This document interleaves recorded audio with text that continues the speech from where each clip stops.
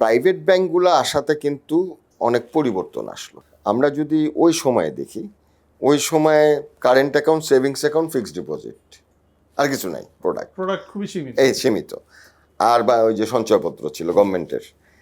তো যখন আমরা এই প্রাইভেট ব্যাংকে আসলাম, তখনও মানে প্রাইভেট ব্যাংকে কিন্তু এই প্রোডাক্টগুলাই ছিল।